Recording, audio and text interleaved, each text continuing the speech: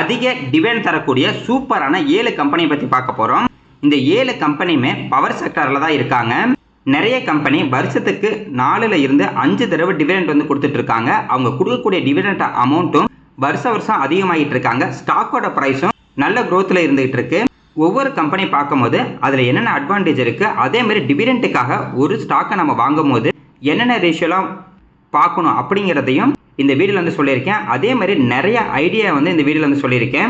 இந்த வீடியோ ஃபுல்லாக பாருங்கள், கண்டிப்பாக உங்களுக்கு நிறைய ஐடியா கிடைக்கும். ஃபஸ்ட்டு கம்பெனி பிஎஃப்சி லிமிடெட், அதாவது power finance corporation limited. Power sector நம்ம எடுத்துக்கிட்டாவே கண்டிப்பாக இந்த கம்பெனி வந்து பார்த்தீங்கன்னா ஒரு முக்கியமான கம்பெனியாக வந்து இருக்கும்.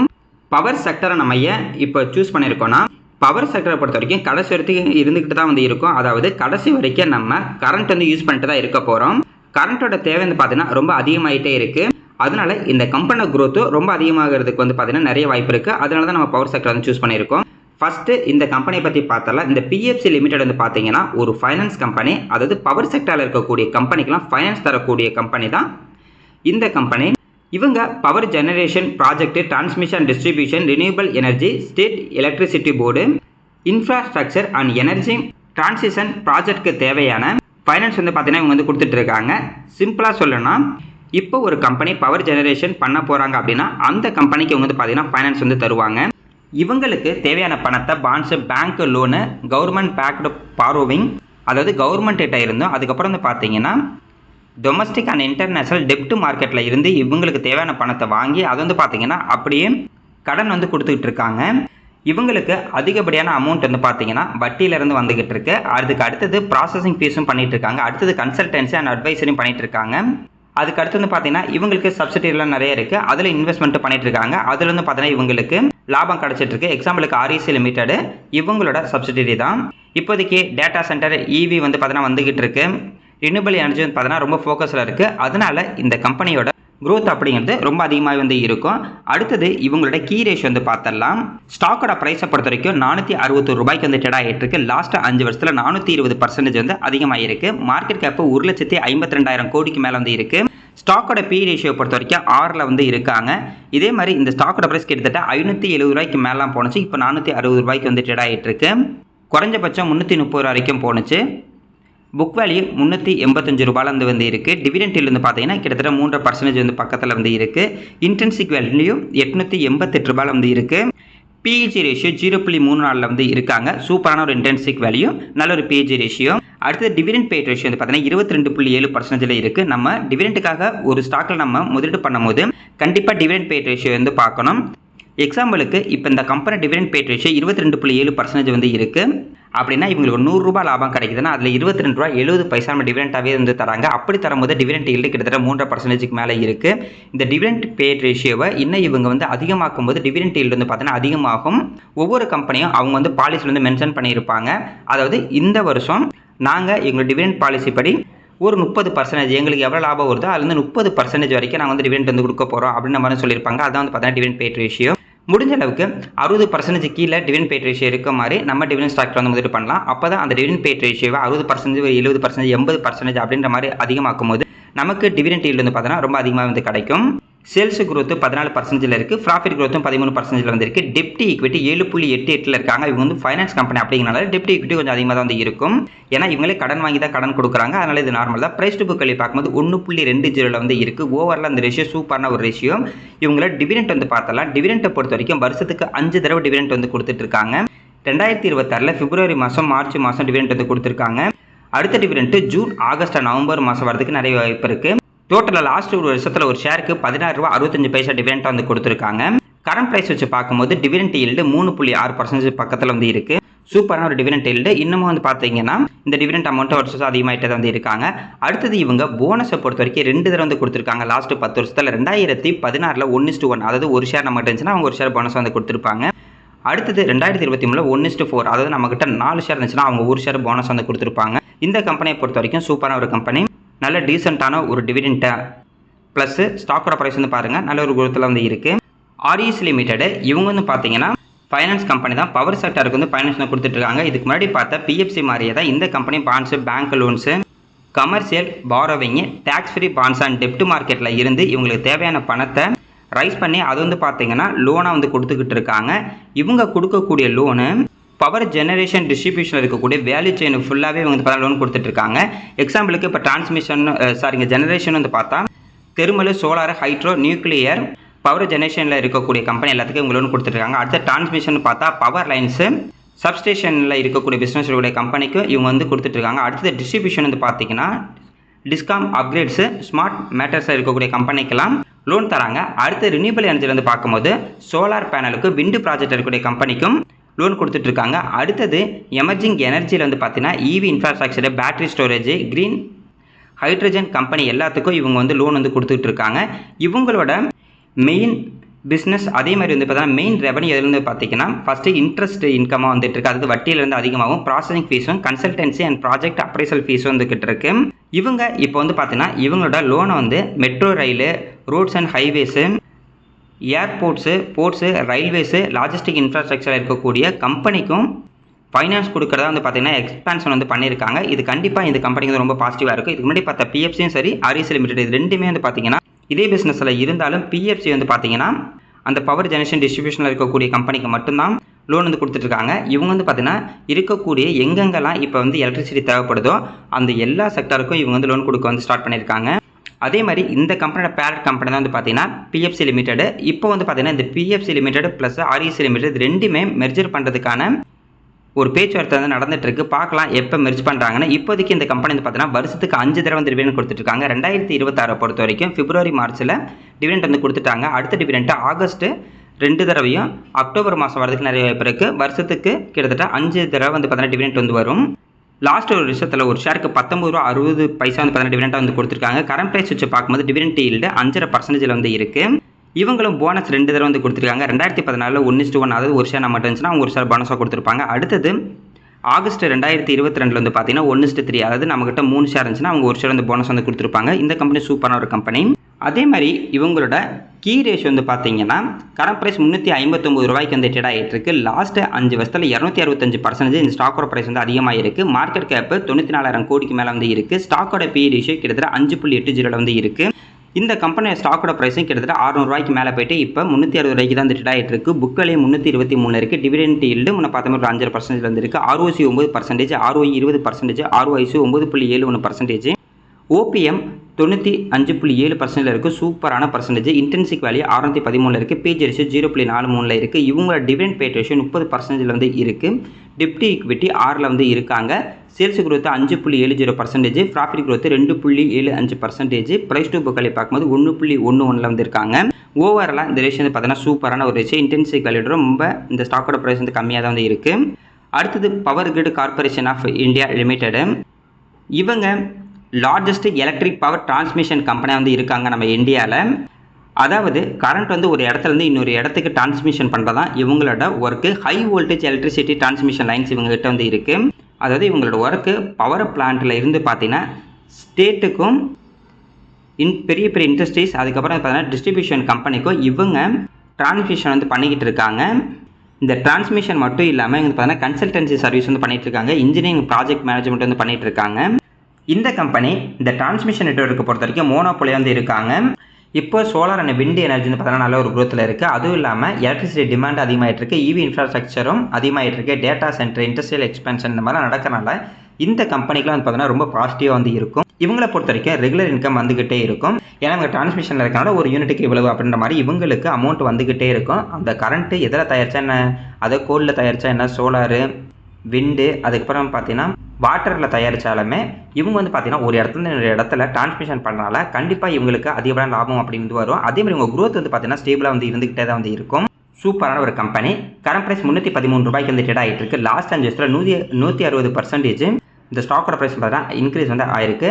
இவங்களோட கீ ரேஷியோ பொறுத்த வரைக்கும் மார்க்கெட் கேப் 2,91,000 கோடிக்கு மேலே வந்து இருக்குது. ஸ்டாக்கோட பி ரேஷியோ 18 வந்து இருக்குது. இண்டஸ்ட்ரி பி ரேஷியோ 18 வந்து இருக்குது. புக் வேல்யூ 106 ரூபாய். டிவிடெண்ட் ஈல்டு கிட்டத்தட்ட 2.87% மேலே வந்து இருக்குது. ROC 12%, ROE 17%, ROIC 13%, OPM கிட்டத்தட்ட 82% வந்து இருக்குது. இன்டென்சிக் வேல்யூ 148 இருக்குது. பிஜி ரேஷியோ பார்த்தீங்கன்னா 6.79 இருக்குது. இந்த பிஜி ரேஷியோ மட்டும் தான் இதுக்கு வந்து அதிகமாக இருக்குது. இது மட்டும் கொஞ்சம் நெகட்டிவ் வந்து இப்போதைக்கு வந்து இருக்குது. ஈக்விட்டி 1.37 வந்திருக்கு. டெப்ட் ஈக்விட்டி கொஞ்சம் அதிகமாக வந்திருக்கு. அடுத்து டிவிடெண்ட் பேட் ரேஷியோ 53.9% வந்து இருக்குது. சேல்ஸ் growth 4%, ப்ராஃபிட் growth வந்து பார்த்தீங்கன்னா கொஞ்சம் நெகட்டிவில் இருக்குது இந்த வருஷம் மட்டும். ப்ரைஸ் டு புக்ல பார்க்கும்போது 2.95 வந்து இருக்காங்க. அடுத்தது இவங்க டிவிடெண்ட் வந்து பார்க்கலாம். இவங்க வருஷத்துக்கு 3 தடவை வந்து டிவிடெண்ட் கொடுத்துட்ருக்காங்க. பிப்ரவரி 2026 ஒரு ஷேருக்கு ₹3.25 வந்து டிவிடெண்ட் வந்து கொடுத்தாங்க. அடுத்த டிவிடெண்ட் ஆகஸ்ட் நவம்பர் மாதம் வரதுக்கு வந்து வாய்ப்பு இருக்குது. லாஸ்ட் ஒரு வருஷத்தில் ஒரு ஷேருக்கு 9 ரூபா டிவிடெண்ட் வந்து கொடுத்துருக்காங்க. கரண்ட் ப்ரைஸ் வச்சு பார்க்கும்போது டிவிடெண்ட் இல்லை 2.8% வந்து இருக்குது. இவங்க போனஸ் வந்து பார்த்தீங்கன்னா லாஸ்ட் ஒரு 6 வருஷத்தில் வந்து 2 தடவை வந்து கொடுத்துருக்காங்க. 2021 ஜூலை மாதம் 1:3 கொடுத்துருக்காங்க. அதாவது 3 ஷேர் நம்ம கிட்டச்சுன்னா அவங்க 1 ஷேர் போனஸாக கொடுத்துருப்பாங்க. அதே தான் 2023 கொடுத்துருக்காங்க. 2 தடவை போனஸ் வந்துருக்குங்க. சூப்பரான ஒரு கம்பெனி. அடுத்தது NTPC லிமிடெடு. இவங்க வந்து பார்த்தீங்கன்னா தெர்மல் பவர் ஜெனரேஷன் கம்பெனி வந்து இருந்துட்டு இருக்காங்க. NTPCனாவே நேஷனல் தெர்மல் பவர் கார்பரேஷன் தான். இவங்க தெர்மல் பவரில் இருந்து எலக்ட்ரிசிட்டி ஜெனரேட் பண்ணி அது வந்து பார்த்தீங்கன்னா ஸ்டேட் எலக்ட்ரிசிட்டி போர்ட்ஸ்க்கு வந்து சேல் பண்ணுறாங்க. இல்லைனா டிஸ்ட்ரிபியூஷன் கம்பெனிக்கு வந்து பார்த்தீங்கன்னா சேல் பண்ணிட்டு இருக்காங்க. ஆனால் இப்போ இந்த கம்பெனி என்ன பண்ணியிருக்காங்கன்னா இவங்களோட பிஸ்னஸ் வந்து எக்ஸ்டெண்ட் வந்து பண்ணியிருக்காங்க. ஃபஸ்ட்டு தெர்மல் பவர்னால் என்னென்னு தெரிஞ்சுக்கலாம். அதாவது ஹீட் எனர்ஜி வந்து பார்த்தீங்கன்னா எலக்ட்ரிசிட்டியாக வந்து கன்வெர்ட் பண்ணுறது. ஹீட்னா நம்மளுக்கு வந்து அந்த சூடு. எக்ஸாம்பிளுக்கு இப்போ கோலை வந்து பற்ற வச்சோன்னா அதிலிருந்து பார்த்தீங்கன்னா நெருப்பு வரும். அதாவது அந்த சூடு வரும். அதுக்கப்புறம் நேச்சுரல் கேஸு, பயோமாஸ் இந்த மாதிரி வந்து பார்த்தீங்கன்னா ஹீட்டில் இருந்து கரண்ட் தயாரிக்கிறது தான் இந்த கம்பெனியோட ஒர்க்கு. இப்போ இந்த கம்பெனி தெர்மல் பவர் மட்டும் கிடையாது. Solar power, wind energy, green hydrogen, battery storage, nuclear பார்ட்னர்ஷிப்லாம் வச்சு பார்த்தீங்கன்னா இவங்களோட பிஸ்னஸ் வந்து எக்ஸ்டெண்ட் வந்து பண்ணிகிட்டு இருக்காங்க. இந்த கம்பெனியை பொறுத்த வரைக்கும் பவர் பிளான்ட்டை ரெடி பண்ணுறது, அதுலேருந்து பவர் தயாரிக்கிறது, அந்த பவர் அப்படி வந்து வித்துடுறாங்க. இதுக்கு முன்னாடி சொன்ன எல்லா அட்வான்டேஜும் பார்த்தீங்கன்னா இந்த கம்பெனிக்கு வந்து இருக்குது. கரண்ட் ப்ரைஸ் ₹402 வந்து ட்ரேட் ஆகிட்டு இருக்கு. லாஸ்ட் 5 வருஷத்தில் 282% இந்த ஸ்டாக்கோட ப்ரைஸ் பார்த்தா இன்க்ரீஸ் ஆகிருக்கு.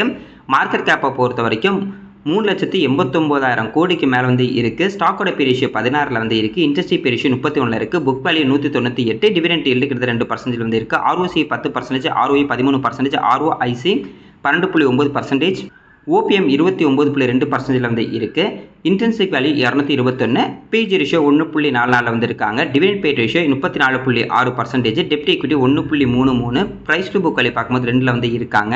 ஓவரால் அந்த ரேஷியோ வந்து சூப்பரான ரேஷியோ. இவங்க வருஷத்துக்கு 3 தடவை வந்து டிவிடெண்ட் கொடுத்துருக்காங்க. 2026 ஒரு ஷேருக்கு ₹2.75 வந்து டிவிடெண்ட் வந்து கொடுத்துருக்காங்க. அடுத்த டிவிடெண்ட் செப்டம்பர் நவம்பர் மாதம் வரதுக்கு நிறைய வாய்ப்பு இருக்குது.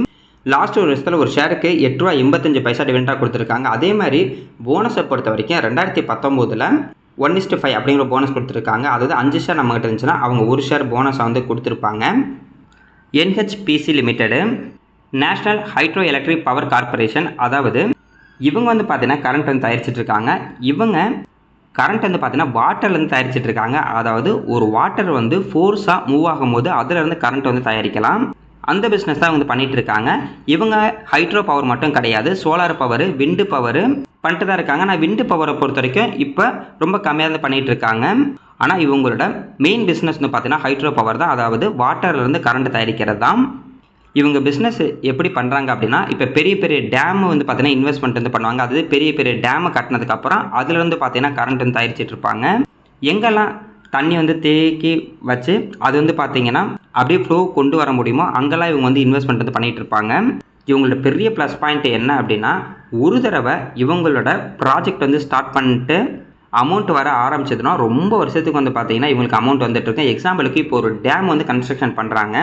டேம் கட்டி முடிச்சதுக்கப்புறம் வந்து பார்த்தீங்கன்னா அதில் வாட்டர் வந்து எத்தனை வருஷத்துக்கு இருக்கும் அவ்வளோ வருஷம் வந்து பார்த்தீங்கன்னா இவங்களுக்கு அமௌண்ட் வந்துக்கிட்டே இருக்குது. ரெகுலராக ஒரு தடவை இன்வெஸ்ட்மெண்ட் தான், ஆனால் ரிட்டர்ன் அப்படிங்கிறது ரொம்ப வருஷத்துக்கு வந்து கிடச்சிக்கிட்டே இருக்கும்.